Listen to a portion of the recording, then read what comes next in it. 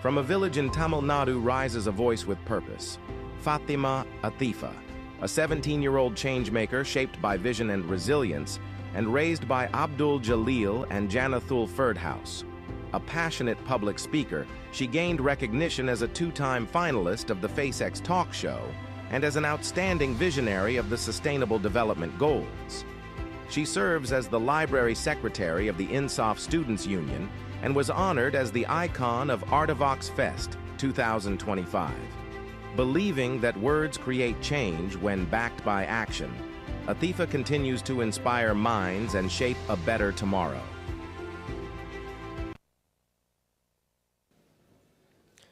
This is a jar, a simple container. It holds whatever we put inside. Now, picture a girl. Her world becomes a jar.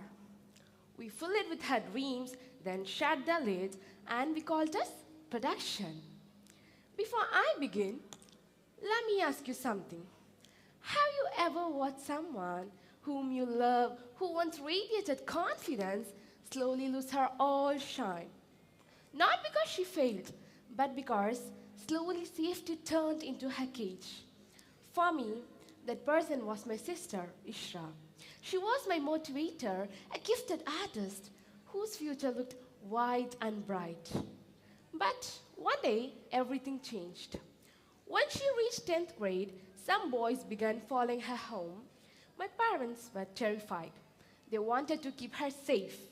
So they sent her to my grandmother's house where my cousins could watch over her. At the time, it felt right.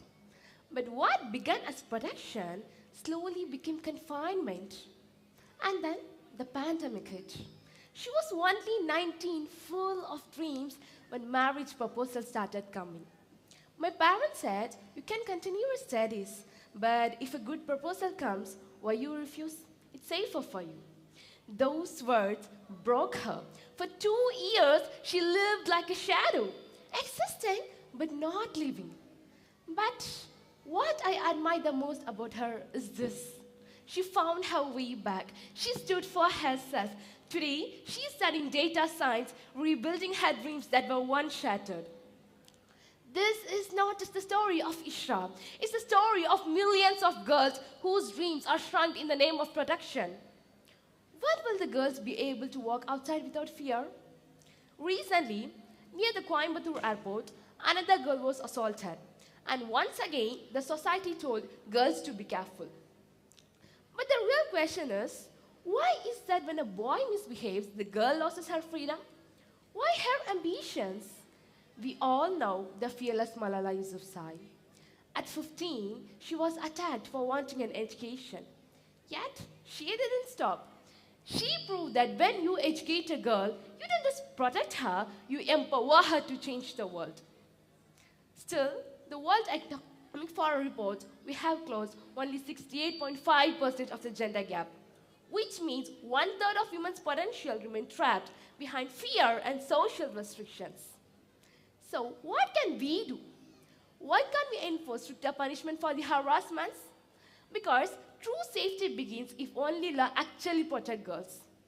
Next, we must raise responsible boys, because safety doesn't come from limiting girls, it comes from educating boys to behave better. And the most important one is, we must equip girls with the tech, leadership, and financial skills, and also build workplaces and governments where equality is real, not just a word. It's been 78 years since independence, yet 1 in 3 parents still hesitate to let daughters step out because of safety. Even when I chose to move 600 kilometers away for my studies, people said it's not safe for girls. Freedom for the country, yet not for its daughters. So that's why I stand here today. Not just to share Ishra's story, but to fight for the tomorrow that every girl deserves. I believe a tomorrow where protection doesn't silence, but strengthens. Where no girl has to reclaim the dreams that were never meant to be taken away.